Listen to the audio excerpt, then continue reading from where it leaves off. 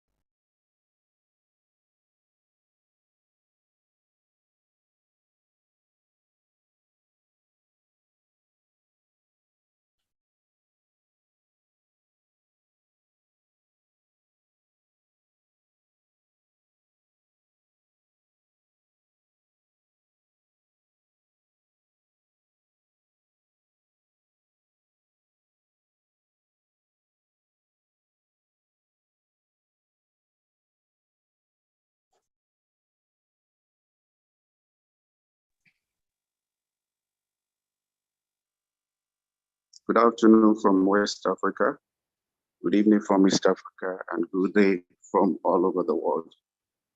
You're welcome to our FIS One on One. It's our monthly program where we review issues as it affects Africa as a continent, and we try to provide solutions which will be implemented by all the stakeholders regarding the topic we discussed. Today being the 30th of July 2023, we're joined with two special guests, one from Kampala, in Bali in Uganda, and the other one from Nairobi, Kenya. And today we're going to be looking at exploring the potentials that is accrued in Africa. And we'll look at our journey from yesterday, today, and tomorrow. So joining me are two special guests.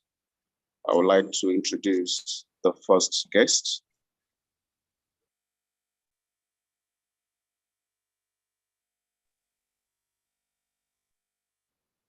Our first guest is Mr. Miro Zubair Galawango, who is a lecturer of history from Islamic University in Uganda. He's also a teacher of history in Mbale Progressive Secondary School. Mr. Zubair holds a Bachelor of Arts in Education from Islamic University in Uganda, a Master of Arts in History from Chambogo University, also in Uganda. He is a political activist, humanitarian, and one of the protagonists of Galawango Foundation, which aims at charity. He's also the chairman of the Industrial Division Youth Association, a community-based organization which empowers and uplifts the livelihood of youths in Industrial Division in Mbale City in Uganda. Mr. Zubair is a writer who has documented numerous articles such as The Tragedy of Africa, History of Inzu Inya Masaba, the historical participation of Muslims in Uganda's education sector. Mr. Zubair's research interests revolve around history, politics, education, and religion. Mr. Zubair, as part of his hobby, is passionate about football. He's a strong supporter of Mbale Euros FC, a local football club in his home area, and also supports Manchester United in Europe. Mr. Zubair, good afternoon and nice to have you. Good afternoon, sir. Thank you so much. Thank you so much for joining us. We'll move to our second guest. Our second guest is Mr. Victor Moatin. Mr. Victor, for the purpose of our audience and followers, let me give you 2 minutes to kindly introduce yourself to our followers. Thank you, Abdulaziz. My name, as you've heard, is Victor Moatine. I'm an advocate of the High Court of Kenya with 3 years practicing. I will describe myself as interested in the African affairs, how we've come. I've done a lot of work in African history. And I'm privileged to join you today as we'll be conversing today's topic.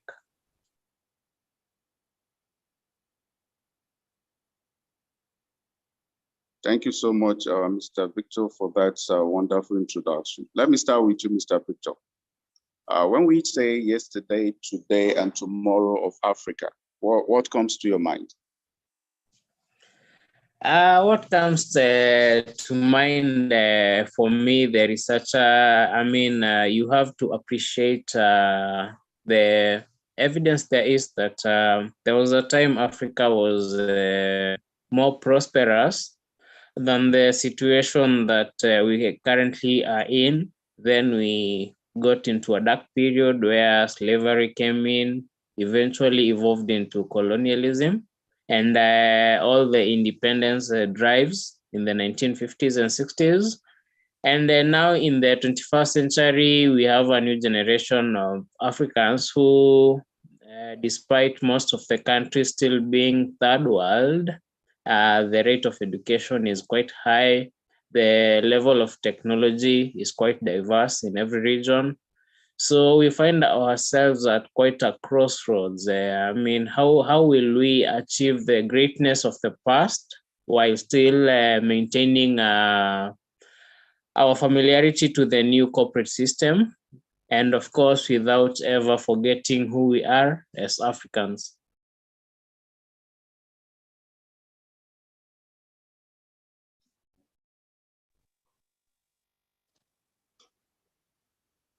Okay, Mr. Zubair, do you also share the same thoughts on the same question?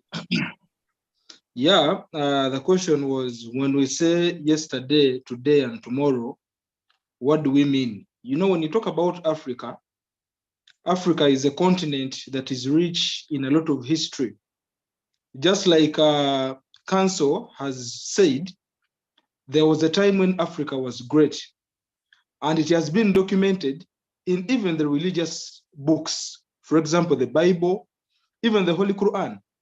Personally, I'm a teacher of theology, and they will tell you both the Holy Quran and the Bible agree that even during the times of the prophets, Africa was a great continent. If I'm to remind you a little of the story of Moses, people have always been telling us the story of how Moses liberated the Israelites who were captives, who were slaves in Egypt. But where is Egypt found? Egypt is an African country. And who were the Israelites? Israelites, when you talk of them, those are the people who are today living in Palestine and Israel. So it means they were the Middle Eastern people. So it shows to you that there was a time when the Africans were the slavers, not the enslaved, but the slavers. There was a way in which it should dictate something in your mind and inform you that Africa was once great. You get. And then they will tell you of a story of Solomon and how he fought many battles, but was defeated by Sheba. He fell in love with Sheba. She was a very, very strong queen. She was a queen that mesmerized him in a number of issues. And this was the queen of what you would call Abyssinia today. And Abyssinia has been documented in very, very many. When you talk about Abyssinia, you're talking about Ethiopia. Ethiopia has been documented in many books as once a great nation. It is not abracadabra that Ethiopia is the only African country that the Western colonization failed to hold captive. Remember, they came here, we fought the Battle of Adowa, we defeated them in 1896. It shows that Africans were once great. The same Abyssinia is being documented during, when you read the chronicles of the Muslims and Prophet Muhammad during their earlier days when his prophethood had just started and they were facing a lot of persecution from the people of Makkah. Where did he send them for asylum? He sent them to Abyssinia. So when they came to Abyssinia, they found a kingdom that was led by King Negus. And it was a very strong kingdom that had a very strong army. So they will tell you a lot of stories about Africa in the past. But most of the times we need to put a keen ear and a keen eye to show that Africa was once great. Once upon a time, Egypt was the country that fed the whole world. Remember the story of Joseph and how he was the premier of Egypt and how his brothers came all the way from the Middle East to ask for food. It shows that there was a food crisis in the world, and the only place that had food was Egypt. That's when you talk about the yesterday of Africa. When you talk about the today of Africa, Africa is a continent that is in a state of slumber. They will tell us, the scientists, that Africa is the origin of man. They will tell us, the scientists, that the first human beings who lived on Earth lived in Africa. But the question you need to ask yourself today is, what went wrong?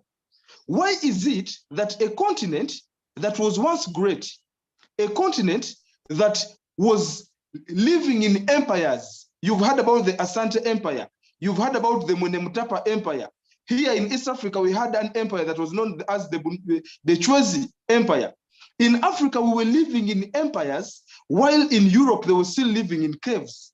In Africa, we were living in empires when even the Americans had not yet discovered themselves. Because you remember Christopher Columbus discovered in America in what year? That was 1492. So it shows that something went wrong. It takes you to what Council was said. Council has talked about slave trade. Now, this is the beginning of the degradation of Africa. From the beginning of slave trade, then you go to the Western colonization, and then today, you will go to one entity that is being seldom talked about, the neo-colonial entity. Now, when you talk about the tomorrow of Africa, where do we see ourselves tomorrow? Just like any other African, we need to be optimistic. We need to have hope. We need to discover our potential. We need to discover what we are strong at, what are our strengths. That is the only way we can make Africa great again, economically, socially, and even politically. But one of the best ways we can do that is by trying to fight the intervention that the Western world has caused in our continent. That is now what I can say for now. Thank you so much. Thank you so much, Mr. Zubair, for bringing historical perspective to the question. Just quickly before I let you go, you've talked about how blessed African continent used to be, and you concluded by saying something is wrong. So now I want to ask you a follow-up question. This continent called Africa is said to have been blessed with so many natural resources amidst extreme poverty among its people. Why? So let's understand why. Why do we have so much resources and at the same time so much poverty? Why? Yes, that is a very good question. And actually, I was going to that, but I wanted the question to first come. You know, Africa is a very blessed nation. When you look at Africa, Africa is the home of gold. Africa is the home of diamond. Africa is the home of uranium. Africa is the home of platinum. Africa is the home of most of the minerals you can talk about. Even oil, although the Asian world is more endowed than us in oil, but even in Africa, we are so much endowed in oil. But the question is, what went wrong? Why is it that a country like DRC Congo is being ranked as one of the poorest nations on earth, yet it is the richest resourceful country on earth? It has been estimated that DRC Congo has resources in form of gold and diamond that have a net worth of over $30 trillion. But look at how it is in a state of slumber. That one takes you back to what we had initially talked about. First of all, slave trade. We can start from there. You know, when these slavers came to Africa, they did not only take the strong people. That's where most people go wrong. They were not only looking for the strong people who could provide labor. They were also looking for the intellects, for the intellectuals, the Africans who had brains, the Africans who had strong minds that could help them develop the new world. It is evident that it is the Negroes, it is the blacks that developed the new world into the United States of America that you see today. Without the significant help of the black people who were sent there, the American continent will today have been still in a state of slumber. They even tell you that the woman who came up with the formula that enabled the Americans to send the first man to the moon was a black woman. This is something that is seldom talked about. So it shows that Africans from way back were very wise men, but most of the wise people who could help us develop our continent were taken away. That is the first thing I could talk about. Secondly, I don't want to blame us so much on colonialism, because there is no single continent on this planet that has never been colonized. The Americans were once colonized by the British. The South Americans were once colonized by the Spanish and the Portuguese. The North Americans were once colonized by the French, the Americans, and the Spanish. When you go to Europe, the Europeans have colonized themselves for so many years, even as early, even as late as the 20th century. Some of the European countries were still under colonial rule. You can talk about Yugoslavia. Those people did not get their independence until after the collapse of the Soviet Union. The likes of Czechoslovakia that breaks up to form the Czech Republic and the Republic of Slovakia. You talk about states like Croatia. Most of these states got their independence in 1990. But look at where they are today. I wouldn't want to blame it so much on colonialism, but I would blame it mostly on the brain drain. The people we had here, the people that stayed here, they didn't have, you can talk about enough intellectual muscle that could enable us to develop our nation. So since those people that stayed here didn't have enough intellectual muscle, it made it easy for the Europeans when they came here to manipulate them. That is why they are still manipulating us up to today. And for example, before this session started, I was telling you, you were asking me where our president is currently. And I told you that currently our president is in Russia. And there is a saying, there is a saying that when a rich man falls sick, the poor man will go and visit him on his sick bed and actually look after him until he recovers. But when a poor man falls sick, no one is going to look after him. He will wait and recover on his own, and then he will go to the rich man and tell him that I have been sick. That's the difference. Because Right now, Putin, the Russian president, has been in a state of quagmire. His country has been in some sort of political instability. And instead of him coming to Africa, it is the Africans who are now going to him. Now that one explains to you the poor man going to visit the what? The rich sick man. You're getting the point? So what could be the solution? That is the question you asked. The first thing we could do as the Africans to improve is first of all changing our education sector. When you look at the education sector of Africa, it is more theoretical. Mr. Zubair, one minute. Let me get the thoughts of Mr. Victor on the same question first. Mr. Victor. Okay, thank you so much. Thank you. Basically, where my brother was going is in terms of making the education system practical. I think it comes down to the fact that Africans, we are consumers. We export our raw materials and buy the finished products. You see, from a business equation, it's very hard to be successful financially when we are consuming products from all over the world.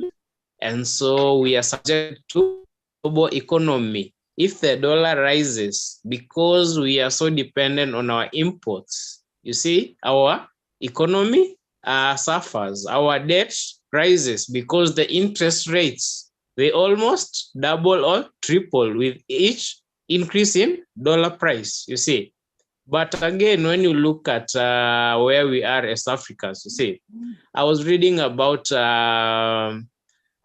internal debt sourcing, where countries like South Africa and Brazil, they have zero external debt.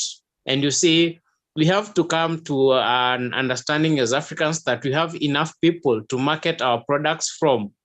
We don't have to produce anything new by simply manufacturing what we import. You see, do we import sugar? We have a lot of arable lands to farm. It doesn't have to be in each part of Africa, but we have countries which, if they specialize, they can be huge producers. But again, it comes down to our leadership. You see, the fish rots from the head.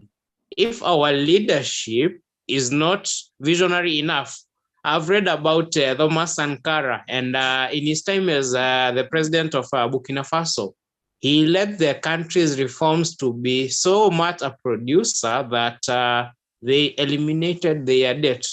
They were producing their food, they were secure, food security-wise, medical-wise, everyone was vaccinated. And so it comes down to, are our leaders bold enough to lead batches of teams? Because you find that when the president is in, he's surrounded by people who just want to mostly enrich themselves, you see. And by the time a 5-year presidential term is over, you see, it's just a country where the top 5% are benefiting, while the rest of the 95% are still struggling. So we really have to look at ourselves in terms of leadership. Without leadership, all our resources are nothing.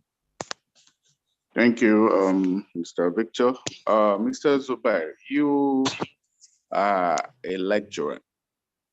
And so what that means is you impart knowledge. You've been in the system. What exactly is wrong with our educational system? Is there a difference between the way we were taught yesterday, the way we are being taught today, and what do we look out for in the future in terms of education? Yes, thank you so much for that question. And that is exactly where I was going. You know, it starts from what my brother, the lawyer, has just said, that it starts, you know, the fish rots from the head. If the apex is rotten, there is no way in which the grassroot is going to have a good base. You get? Because the apex, in most cases, determines what happens in the grassroots. And this education system can only be corrected by our politicians. But let me talk about, or let me try to critique the education system of Africa. Right now, I am speaking to you, and you're in West Africa, and I am in East Africa. But we are speaking in real time. as if we are close to each other. But that could not happen on the phones which existed in 1990, could it?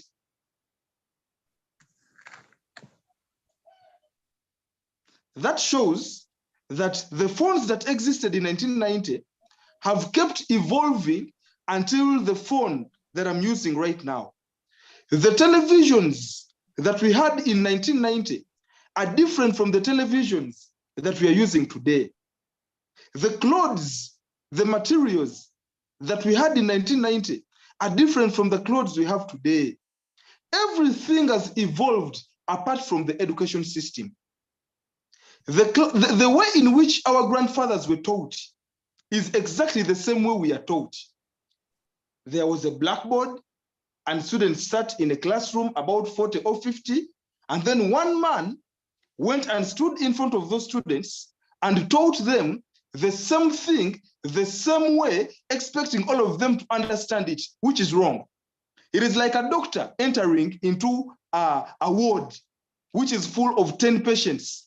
One patient has malaria, another one has typhoid, another one has trachoma, another one has diarrhea, another one has AIDS, and then he gives all of them quinine.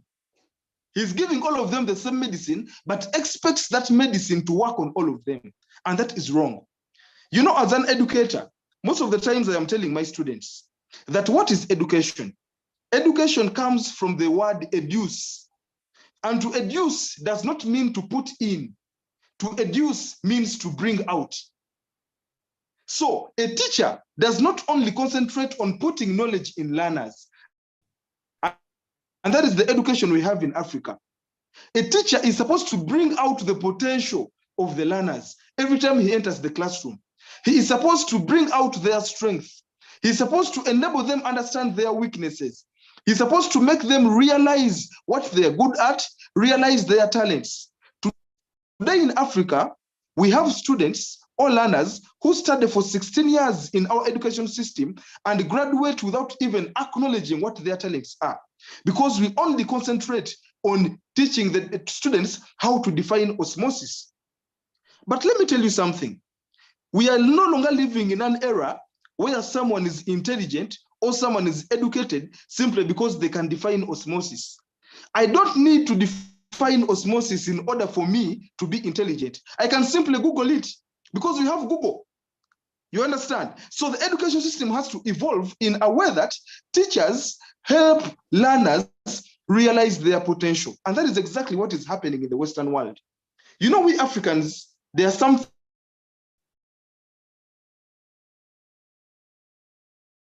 things we need to learn. First of all, is it the same or Nigeria or Kenya? The way schools are taught in USA, is it the same way schools are being taught in Uganda? We are so much very good at copying things that don't matter. Things like homosexuality, things like, we are very good at copying those other kinds of things, but we are not good at copying the things that matter. If in the USA, a 20-year-old called Mark Zuckerberg can invent an app called Facebook, why is it that the IT students that we have in Africa cannot invent any app? If in the USA, a 19-year-old can invent a vaccine, why is it that we in Africa are waiting for the vaccines of China in order to vaccinate ourselves? With the PhDs that we have, Africa is one of the continents that has the highest number of professors, one of the continents that has the highest number of PhDs, one of the continents that has the highest number of graduates every year. Every year, Uganda alone can produce over thousands of graduates, but they go out there and they cannot even get a job. They go out there and they cannot even employ themselves. Why? The education system only concentrated on imparting knowledge, but the system should also concentrate on imparting character, because knowledge without character can do nothing. When you look at Uganda today, my home country, we are living in a country whereby the same way I was taught in 2002 is the same way my daughter is being taught in 2023. And the things I was taught are the same things she's taught, yet things keep evolving. The world keeps evolving. Today we are living in a world of technology. We are living in one of the continents that has the highest percentage of arable land, land that is good for agriculture.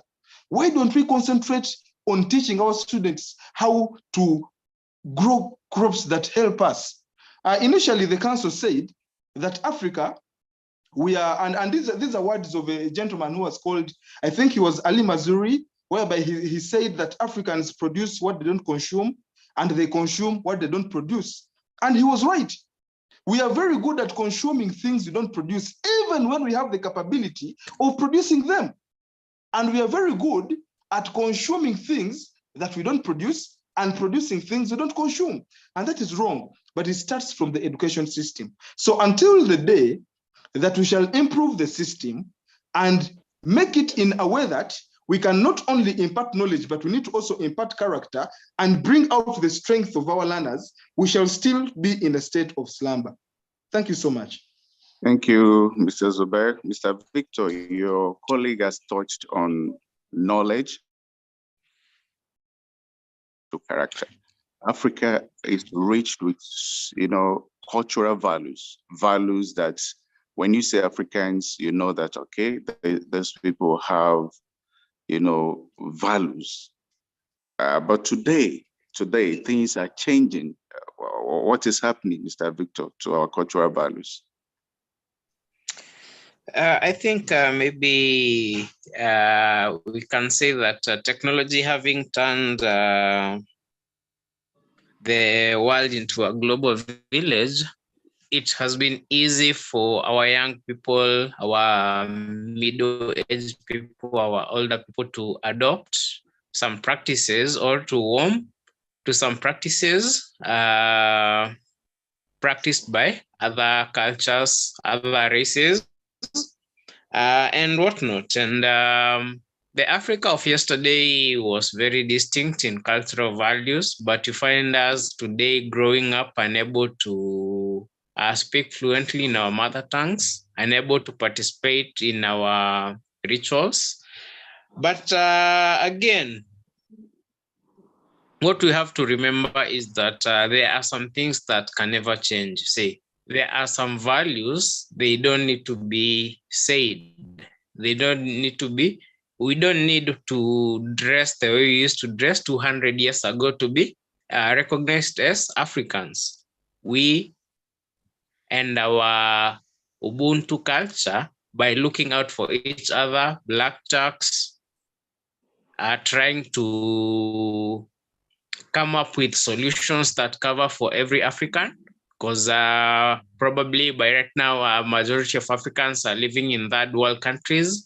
We have to face the situation as a collective African problem, only that it faces us in different languages. The political situation in West Africa is similar to the political situation in East Africa, only that there are no coups, and when they happen, they are economic, maybe as opposed to army coups. So we just have to understand that we are still facing the same problems as Africans, and our culture doesn't have to be uniform or as black and white as it previously was for it to be recognized by the world.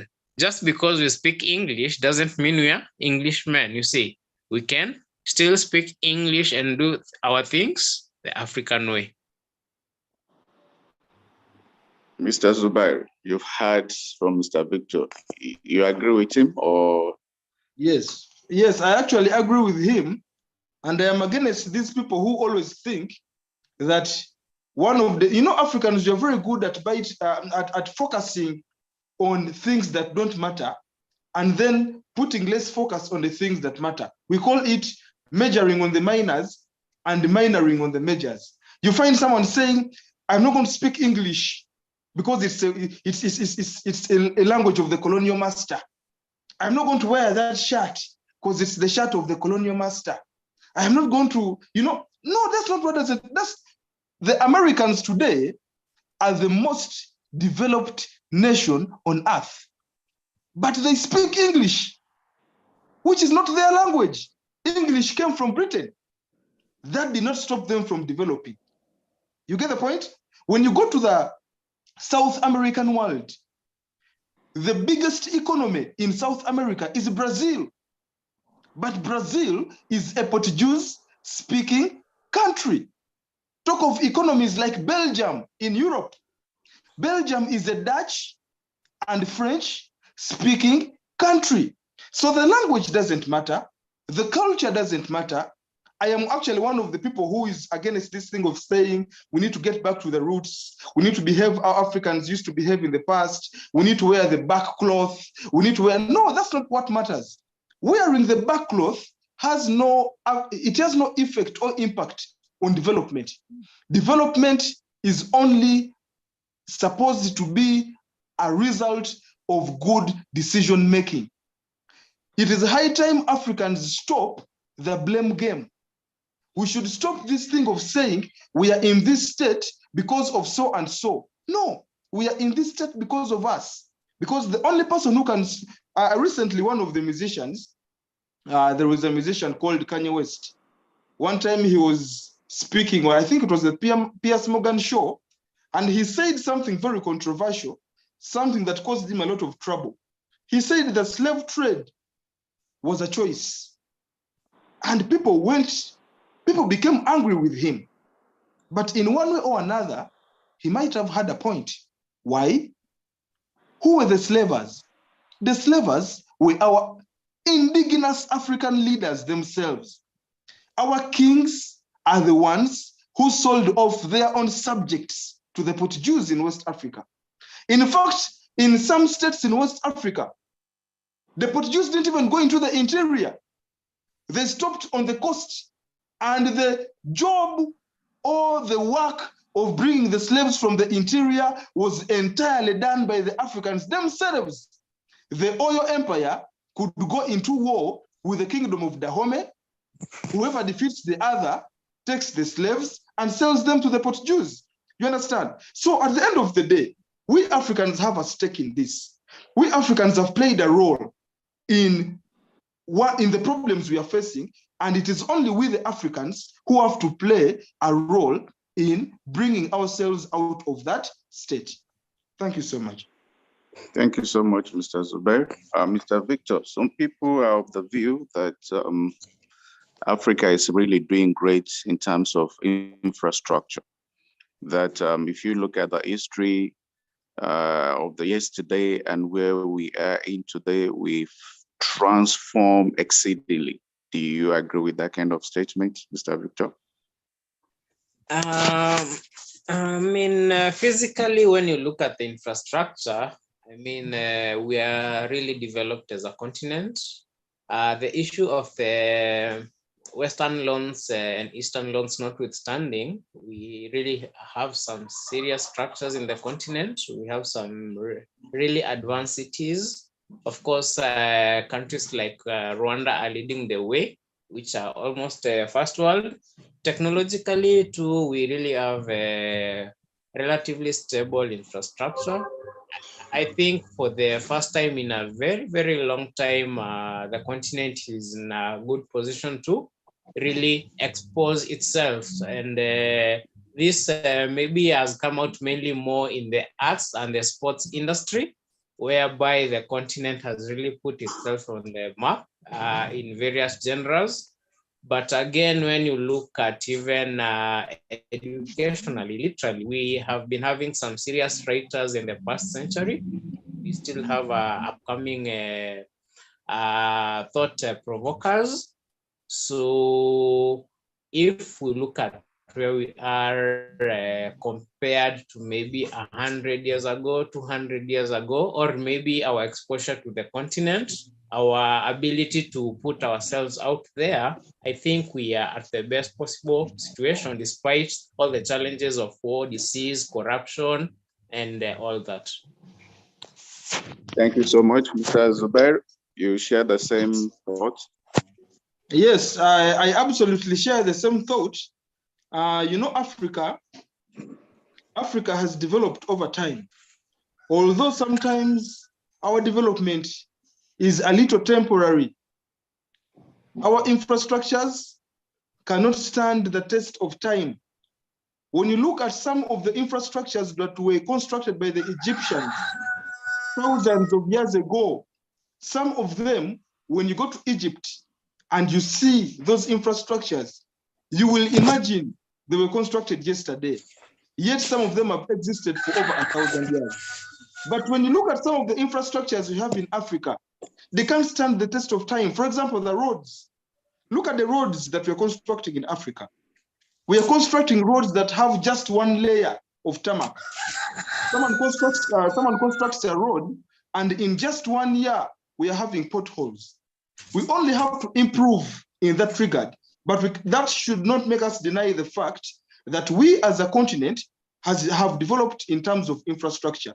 But again, I want you to pay attention to one aspect as far as the infrastructure in Africa is concerned. Do you know that the countries in Africa that are the most developed in terms of infrastructures are the countries which have a very high number of non-Black people? So it takes us to the question, what is wrong with the countries that have purely Black people? When you look at a country like South Africa is one of the most developed countries in the continent. When you look at the buildings, when you look at the roads, when you look at the streets, when you look at all the infrastructures, they are highly developed. But there are very many white people living there. Look at countries like Egypt. Most of the people living there are Arabs. Look at countries like Tunisia. Look at countries like Morocco. Look at countries like Libya during the time of Gaddafi. Of course, after his downfall, there has been a lot of trouble going on in that country. But just look at the Libya that Gaddafi presided over, how infrastructurally developed it was. So it takes us to that question, that why is it that these countries that are purely living, that are purely having Black people, not as developed as those ones that have a very high number of non-Black people? Look, you can give an example of Uganda during the time of Amin. When Amin took over power, Uganda had one of the cleanest cities in East and Central Africa. I don't know if they've ever heard about that. That was Mbale, my hometown. And when you went through Mbale, it was as if you were going through Bombay. You know, during those times, Mumbai used to be called Bombay because there were very many Indians living in Mbale. When you go to Iganga, there were very many Indians living there. And the cities were so clean. The cities were so clean. But the moment Amin came to power and he chased these Indians away, and then there was a gross migration of Black people who were living in the rural areas, and they came and lived in these urban centers, and they took over these buildings, they took over these hotels, they took over these malls. Africa, Uganda in particular, went in a state of slumber. So it takes us to the same thing I had initially talked about, that we, the Black people, sometimes need to check ourselves in terms of how educated we are, because education is the foundation stone. It is the foundation stone. If you get a good education, you will equip yourself with the knowledge of how to manage your society. But going back to the question you asked, at least there has been some infrastructure development. Thank you so much. Thank you, Mr. Zuberi. While we're discussing the infrastructure development, which includes also our electricity, the host of this show, Adeke Joy Mary, who has been having issues with electricity, is down back. So let me invite Adeke to take over. Adeke Joy Mary. Thank you very much, Mr. President. Yes, apologies for being late. Our Uganda is surely downfalling by the fact that you can go over 8 hours without electricity in a country that is part of the Nile functioning its own, electricity, hydropower. It's really questioning.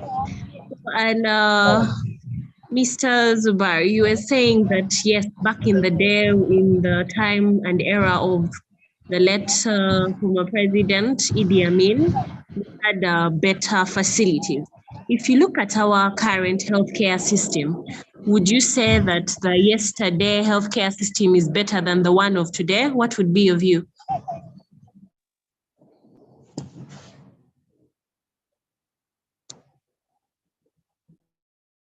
You are mute, Mr. Zubar. Oh, sorry. Before you go to the healthcare, I just wanted to make a very simple comment on the issue of electricity.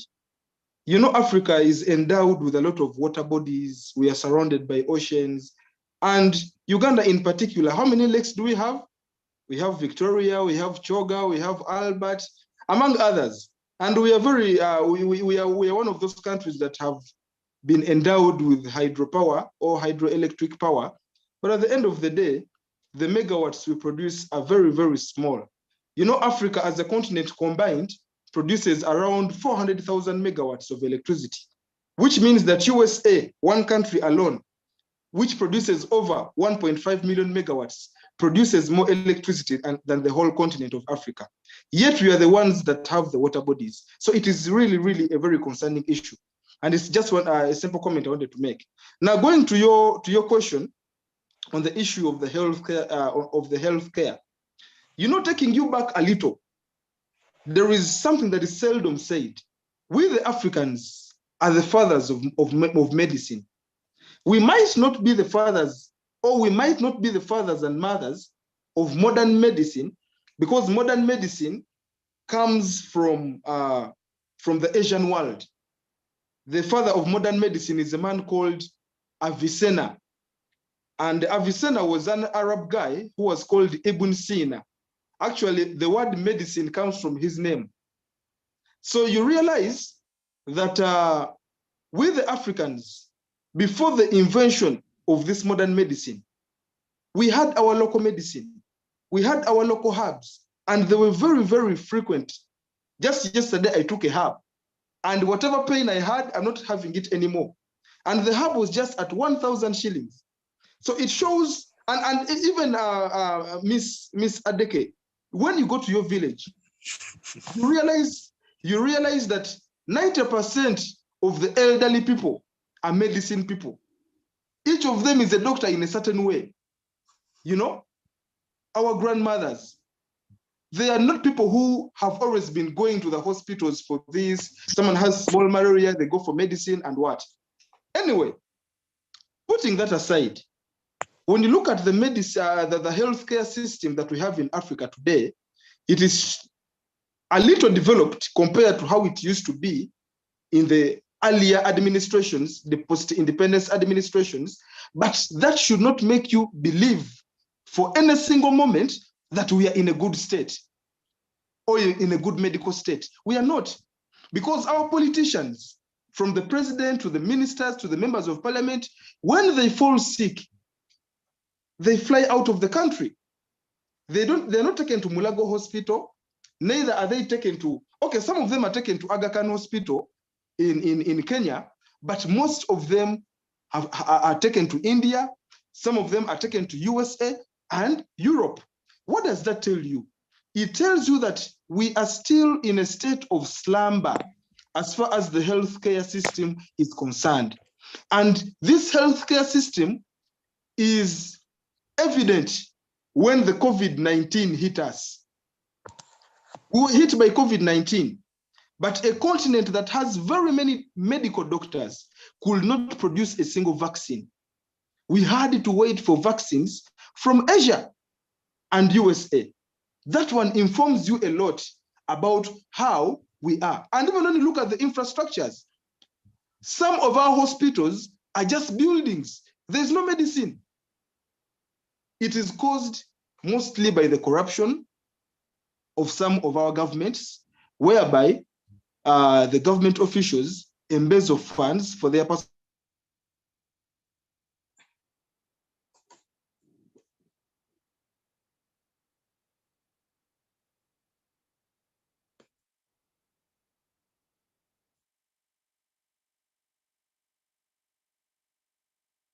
Uganda, an area called Naguru. That hospital was constructed by the Chinese, and they have always been importing medicine into the country and every person who goes to that hospital was supposed to get free medicine. However, they were selling the medicine.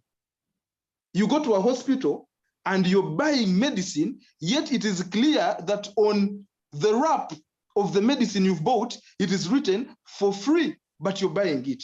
It tells you a lot about our medical state as a country. I think I can stop there for now, because if I'm to speak, I can speak over and over again. So yes, just to cement that beautiful discussion that you've given us, would you say that the healthcare system of yesterday is better than the one of today?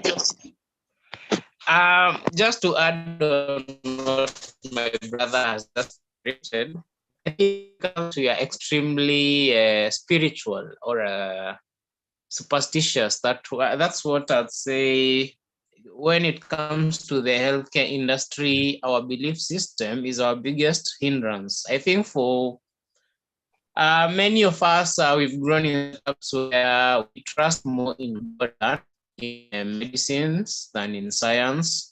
And sometimes our diet comes to the rescue, maybe our position on the equator, vitamin D and such. But I think we have to really review our belief system, because even if you go by the Bible system, it is clear that faith without action is dead. We have to actually start having practical spirituality, where we have to leverage either our nutrition system, or maybe with the amount of doctors we now have, the amount of researchers, we invest heavily in coming up with our own unique remedies when it comes to the healthcare system. But otherwise, we've done a good work in adopting the global technology. And maybe with better leadership, the healthcare industry can be better. Yes. Answering your question, Madam Adeke, you said Yes. that was it the healthcare system that we had in the past, was it better than the one we have today? The question is both yes and no, depending on which African country you're talking about. Because there are some African countries that had good medical care because of the leadership. But when that leadership came to an end and was replaced by another leadership, that other leadership came in and caused the trouble. You can have the best example of Libya under Colonel Gaddafi. During the time of President Gaddafi, healthcare was for free for every Libyan. But look at what is happening there today, you see?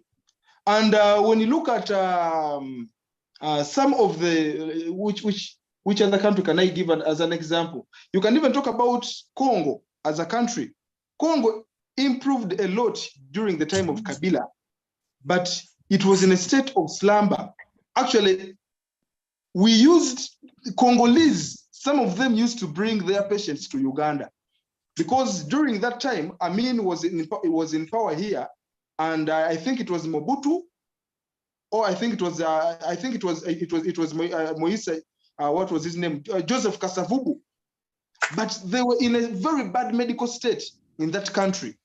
But when Laurent Kabila came to power, he improved the system. So I think it depends on which government is in power.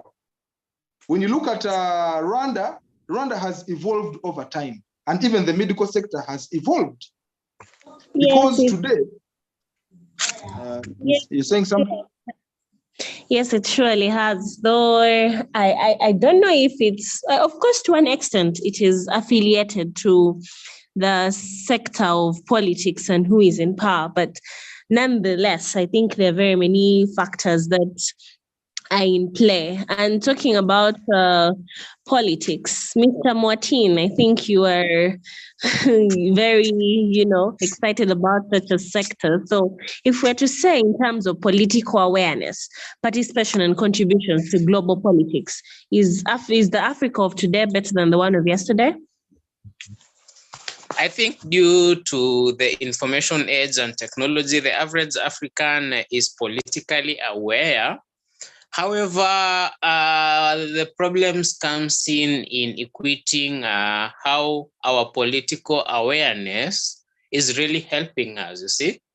You find myself, the average 30-year-old is very well versed in issues to do with Russia, China, Ukraine, USA, but at home here, when elections come around, you see, it's at the end of the day, it's about money, it's about propaganda, it's about who makes the most noise, who has the most power to twist the system, you see.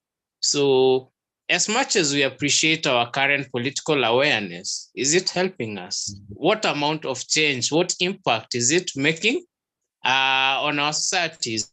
Can that impact be calculated in terms of positive or negative metrics? So as much as we've been active politically, we really have to question ourselves, is it helping us? What is our political awareness doing for us?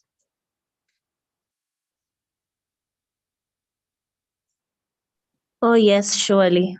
Most times we forget what immediate impact do all these things have on us. So, Mr. Zubar, what would you say is, do we really have a positive impact of political awareness onto the people of Africa?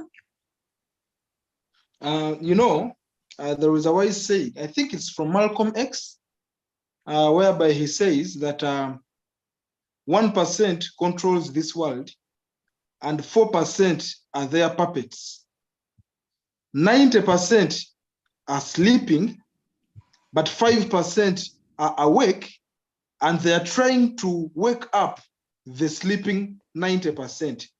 However, the 1% uses the 4% to stop the 5% from waking up the sleeping 90%. So at the end of the day, it shows you that we Africans, most of us fall in the sleeping 90%. I wouldn't want to say that we are in a good state politically, because most of the politics that we see in Africa is it's imported. Our politics is not original. We might be aware, but the politics of which we are aware, the biggest question is, can it help us? Because first of all, these white people or the Western world has defined for us democracy. They brought that word, imposed it on us, and defined it for us. Yet democracy, its definition differs depending on where you go. There are some countries or there are some civilizations which can be ruled better with a dictatorship. And there are some that can be ruled better with a democracy. But when you try to get democracy and impose it on all societies, then you're going to be doomed.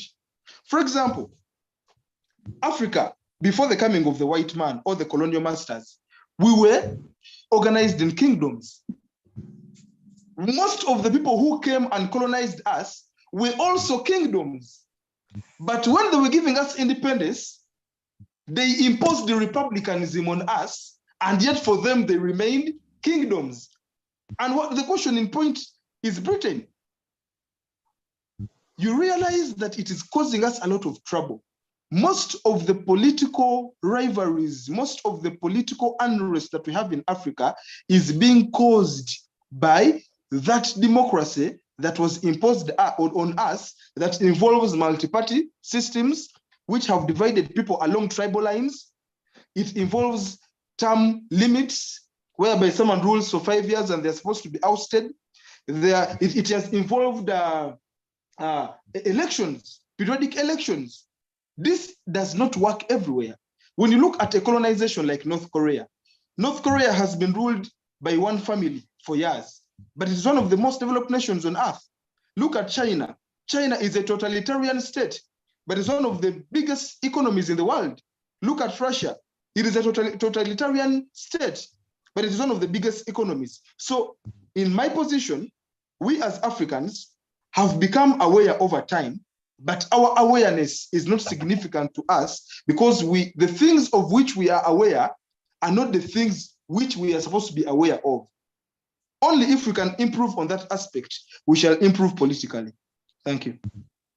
Thank you very much, Mr. Zubar. As you have clearly said, that the things we are aware of are actually the things we shouldn't be giving much focus on, but rather the things that we are less aware of are the ones we should be giving focus on. Given a point in case we look at our African celebrities, most of our African celebrities are from, sports, entertainment. We have Davido, we have all those people, South African people, we have Sheba and so forth, and fashion, and we are thriving. But in science and technology, we don't really have African celebrities or people who are creating things, or yes, they might be creating, but then their questions are not well known. They're not out there. So what do you have to say about that? Is that my question? Yes, please. Okay. And this one takes me back to what I was initially saying, I think prior to your arrival. We Africans, we are thriving in technology. We are thriving in talent. Let me just group all that in talent, because we are the ultimate talented people.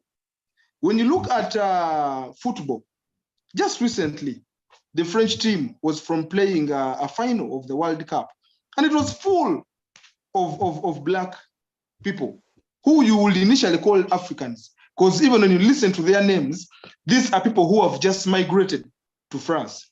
Initially, 2018, the team that won the World Cup, it was full of Black Frenchmen. Talent-wise, even music, the Nigerians have taken over. The likes of Burna Boy are making endless concerts in the Western world, and they're making a lot of money. But why is it that in technology, we are not improving in that regard? The only thing I can say in that regard is that it goes back to the education system. The education system of Africa is not a system that can help us improve in that regard of technology, because the education we have in Africa is a system of education that is less practical than theoretical. When you look at a man like Mark Zuckerberg, he didn't just wake up one morning and invented Facebook. It shows that this man, he grew up in a home whereby there were a lot of electronic devices that he could play around with. Because what is at your disposal is what informs your mind on what to invent.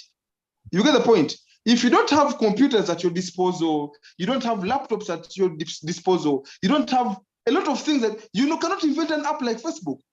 We Africans, what do we have at our disposal? What do we surround ourselves with? Look at our schools, even the government schools. You enter a computer lab of a government school and it has only 10 computers. Among the 10 computers, only 3 are functional. The 7, one does not have a mouse, one does not have a keyboard, and we don't even have internet in our schools. Africa is one of those few continents where phones are not allowed in secondary schools. When you find a student with a phone, you expel them. Personally, I am an administrator in one of the schools in Bali, and I can tell you this without fear of contradiction, that one of the biggest crimes in the school is coming with a phone. But that's not happening in the Western world. Students are coming with smartphones in class. When a teacher asks a question, you can Google the answer. There are so many things you can do with the internet at your disposal, but we don't have that in Africa. And those are some of the problems that are affecting us. Even the focus on the things we should study. I was just initially saying that the things we focus the most on are not the things we should focus the most on. Why don't we make subjects like computer compulsory? Why don't we make subjects like agriculture compulsory? And even when we are studying agriculture, we need to study the technological bit of it, how to irrigate using technology, how to cultivate using technology. Those are some of the things that can help our technological field to grow. Starts from the education system. Thank you so much. Thank you very much. Mr. Martin, would you agree that major stampede or stop barring us from actually progressing is the technological field? I wouldn't really want to blame anything. I think we are at a point where, as Africans, maybe we just have to take responsibility for everything and maybe try to solve each problem in its context. Because if we start looking at our deficiencies, you might say that we have so many deficiencies, yet we actually have the resources to cater for those deficiencies. I mean, what technology at this point hasn't hit Africa really? So personally, I think as Africans, we have to shift our perspective from trying to look at what we don't have and focusing on what we have. Also, I would love to draw from some Solomonic wisdom, whereby the guy says that there is nothing new under the sun. You see, maybe there is nothing new to develop. You see, maybe people like Zuckerberg, Elon Musk, when they were developing their product, they were just at the right time in history, which if you look at in history, there have been Black inventors who have pushed the human race forward.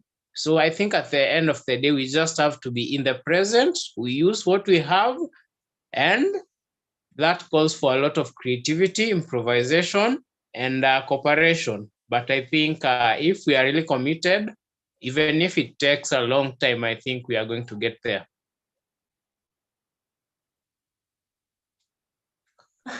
Mr. Martin, yes, you have said even if it takes a long time, we shall get there. And you mentioned that we as Africa, we actually do have an adequate supply of resources.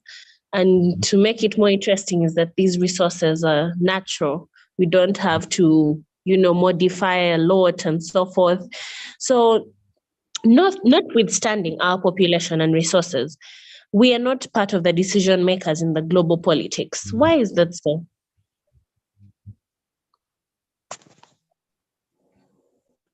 I think you see it's a dollar economy, and as is the one who I think until we have our own money. When you look at the Chinese, for many years, for the past 50 years, they weren't a major player in the global economy until they became producers, and they got even with the European and the American countries. I think at some point, the politicals say, as long as we are not feeding ourselves, the popular proverb, he who feeds you controls you. Until we are in total control of our economics, I don't think we'll be able to have really a say in the global politics. It is really sad that we who have the fast-best raw materials are the ones who don't even have control over our materials and the whole economic system, and you're being run by, the outside world. But Mr. Zubar, would your position be the same? Yeah, to some extent. But again, when you look at the economy of Africa as a continent, that's where most times we get wrong. That's where most of the times we go wrong. Africa is a continent that is a product of a multitude of colonial entities. And these countries that were created in Africa, most of them were colonized by different people, and they colonized them differently. Even the countries that were colonized by the same people, you realize that the British colonized Uganda totally a little different from the way they colonized Kenya. And by the time, and we also got our independence at different times. So that one caused a lot of confusion in our governments as far as improving the economy is concerned. First of all, there is one thing I want us to appreciate. First of all, we need to appreciate that Africa is one of the least populated continents. Do you know that until recently, I think 4 years ago, India, one country, was more populated than the whole African continent. Until recently, I think until 2018 or 19, India was more populated than the whole African continent. We have just surpassed India, I think 3 years ago, in terms of population. But Africa as a continent is 12 times bigger geographically than India. It shows you that Africa has a very small population. But our population is not only small, but the vast majority of it are not productive. The vast majority of the Africans are not productive. Even those who are educated. Sometimes the ones who are uneducated are even more productive than the educated one. 70% of the population of Uganda are youth. But the governments that we have in Africa, a case in point, the government of Uganda has not invested in the youth, which makes most of them unproductive. Someone wakes up one morning, just goes and sits and spends the whole day doing nothing. And because of that, the mindset shift takes a totally different direction. So what is the panacea to this problem? The solution to this problem, first of all, is that Africans, irrespective of our diversity that was caused by the colonial masters, diversity in terms of cultures, diversity in terms of language, diversity in terms of everything, we need to work in unison. We need to work in unanimity. All Africans need to come together and work as one. We need to have one currency, the whole continent. These things of Uganda having its own currency, Zimbabwe having its own currency, Nigeria having its own currency, and why? There are some questions I ask myself as an African. Why do I need a visa to travel from here to Ethiopia? Why do I need a visa to go to Nigeria? Why? We as Africans, we are putting sanctions and embargoes on ourselves, and these embargoes are instead causing us more trouble as far as the economy is concerned. You find Uganda, instead of importing milk from Kenya, is importing milk from Brazil.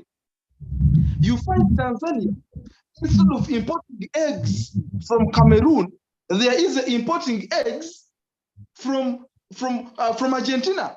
And because of that, there is no way that we can develop as a continent because we're not even supporting each other. And we should also stop this blame game and these minor competitions among ourselves. For example, there are some competitions that are always trending on Twitter between Nigeria and South Africa. This one is trying to say, I have this better than you. I have this better than you. But these are just competitions of two dwarves that are both wrangling over who's taller than the other. At the end of the day, you're both dwarves. The only way we can elevate our economies to a gigantic level is by working together as a continent, having one central bank. The whole continent of Africa, one central bank, one currency, and we need to even have one leader. You know what? You know, America is a federal system. Each state has a governor of its own.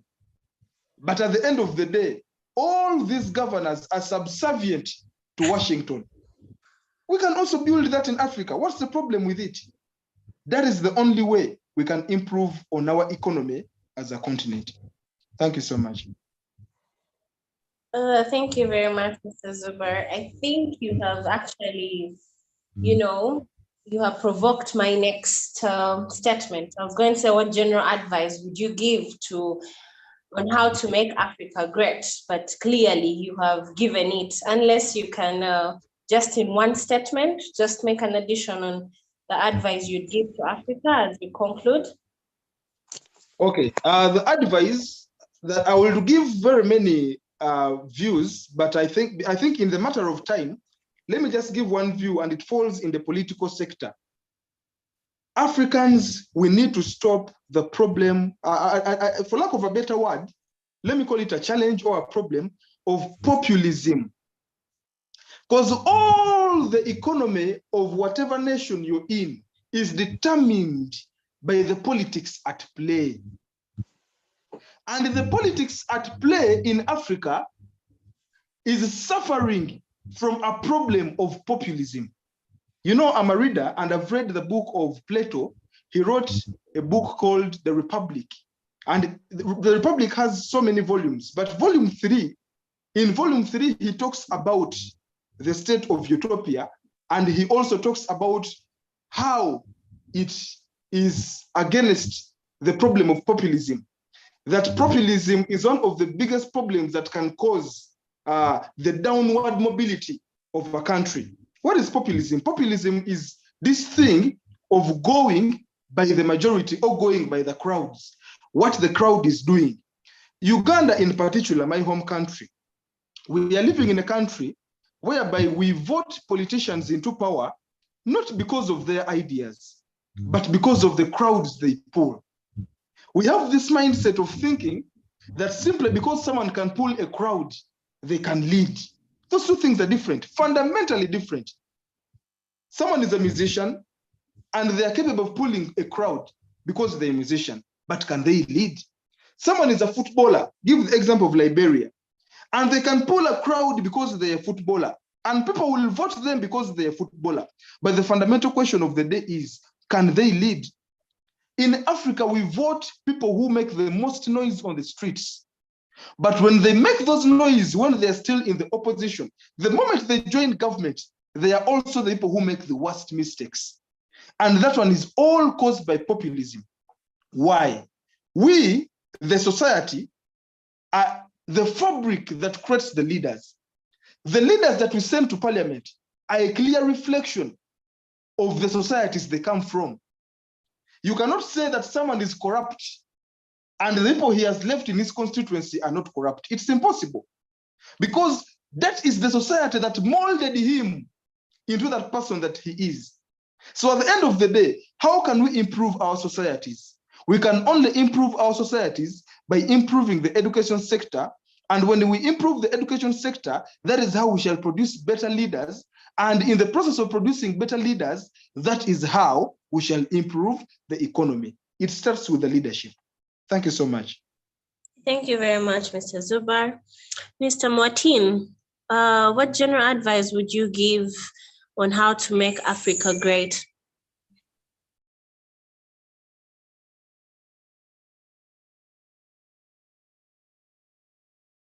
Is it still on? Mr. Martin?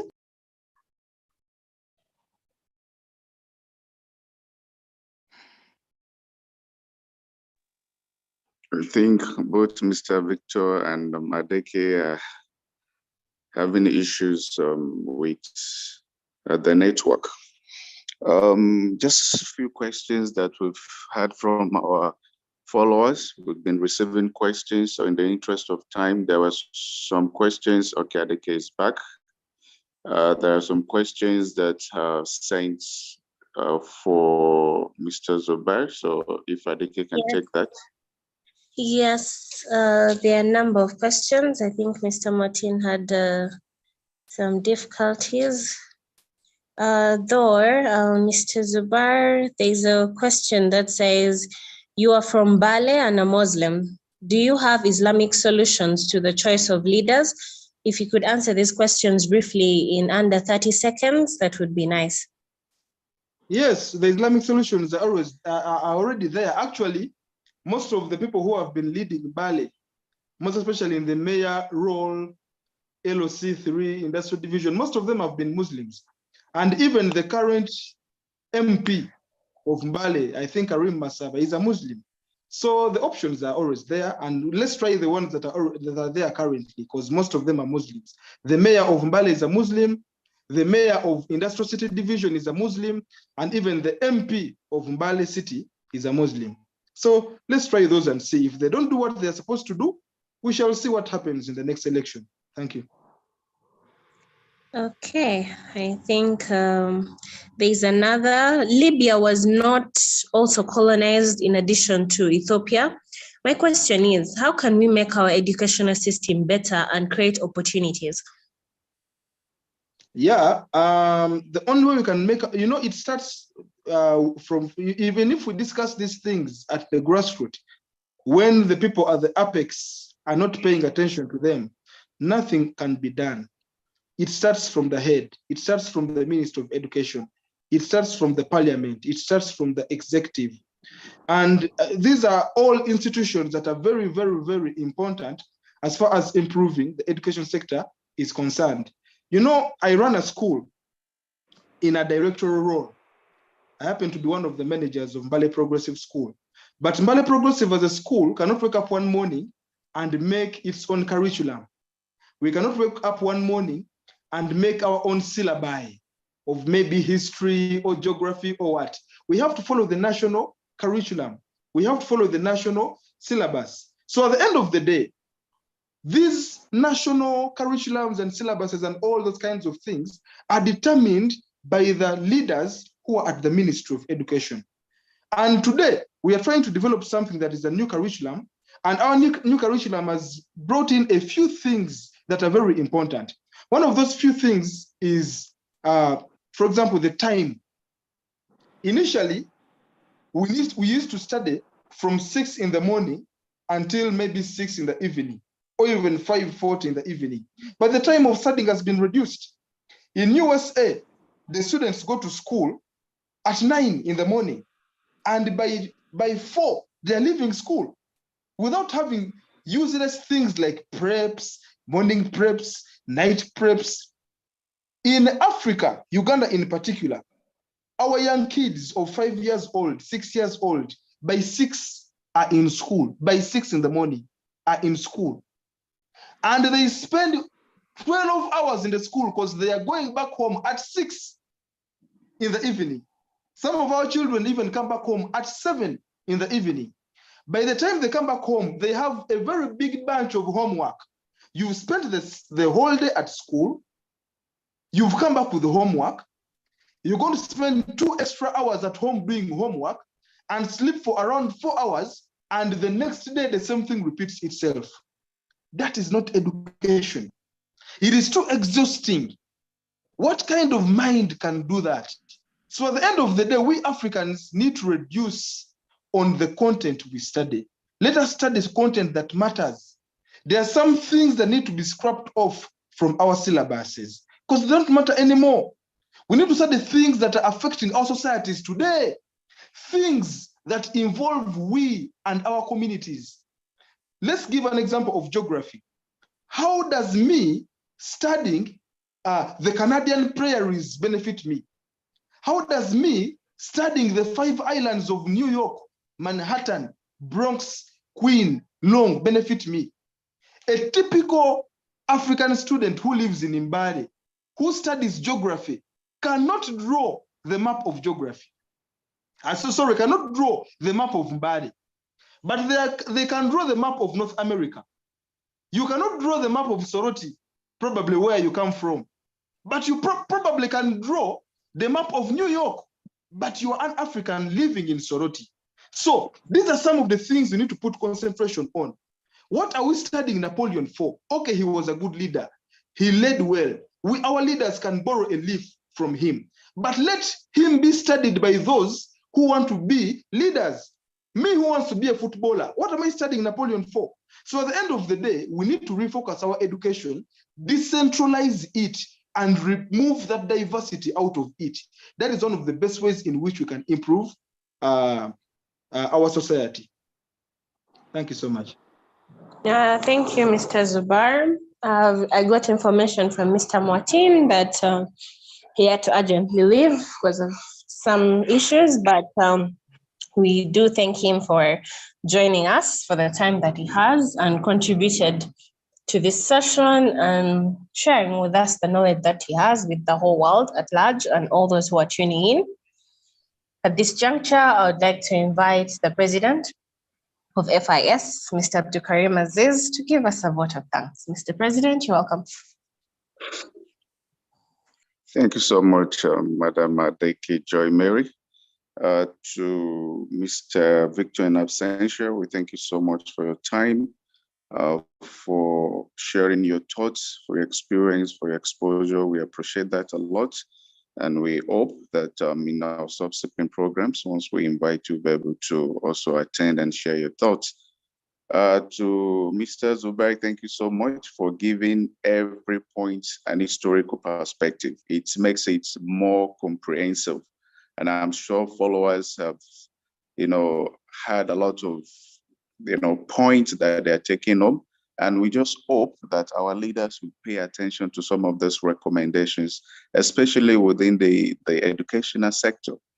Because if the educational sector is properly managed, and then, like you said, decentralized, we allow schools, to develop curriculum that, relate with their peculiar society, curriculum that, reflect our needs as a continent, as Africans, not studying, foreign things that have no practical relationship with our progress as a continent. So I think if some of our leaders pay attention to some of those recommendations, and equally those in the Ministry of Education, if they can work hand in hand with people like you who are experts in the educational sector, who have ideas on how to improve our educational system and make this continent great. We have so many talents. You've talked about brain drain, so many intellectuals who are leaving the continent. The system does not encourage merit. The system does not give them opportunity to thrive, to succeed. And so they will rather go to another place, invest there, assist them to build their own system, to build the economy, and then they come back to the same, retire to the same Africa where there is nothing going on. So, Mr. Zubair, thank you so much for your time. Thank you so much for your research. Thank you so much for your recommendations. And thank you so much for being part of this program. And to our board of directors, starting from Director of Logistics and Operation, Mr. Ahmed Swali, thank you so much. Our regional coordinator for Tanzania, Kenya, Rwanda, Mr. Patrick, thank you so much. Our media manager, Adeki Joy Mary, thank you so much, ma. It's part of the challenges we are facing as Africa, electricity. And like Mr. Zubair said, Uganda with so many, body waters and water bodies, and you're still struggling with umeme. Is it umeme? I know we call it umeme then. I don't know whether it's still umeme. So these are things that we actually need to reflect as a continent. Most of the intellectuals in the world do not take us very serious, notwithstanding our talents, notwithstanding our gifts, because of our leaders. They just see us as jokes or jokers. They hardly take anything we say seriously.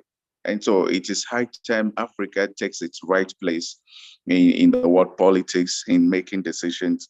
So thank you. Okay, someone has confirmed it must be Umeme. So someone has confirmed that. I was actually waiting to get Mr. Victor's perspective on what is currently also happening in Kenya. The way people are demonstrating, destruction of properties, the coup in Nigeria, as if we're the only continent. As much as we want to portray the good things happening in Africa, the bad things are just overwhelming. You plan coup today, you fight tomorrow, you kill innocent people, you increase tax. Government appears not to understand, the feelings and aspiration of the followers. It appears they're just not paying attention to what is happening to the followers. So we hope that with this program, leaders across Africa will wake up, and then they will do the right thing. So thank you so much once again, and all the best. Adeke. Thank you very much, Mr. President. Yes, we have indeed had a lovely session. And for those who still have more inquiries on our session, we always hold it every last Sunday of every month. So you should always tune in, put it on your calendar, that every last Sunday of every month, we have our FIS monthly one-on-one program. And you can also visit our social media platforms on YouTube and on LinkedIn. We're at Firdaus Integrated Services Limited.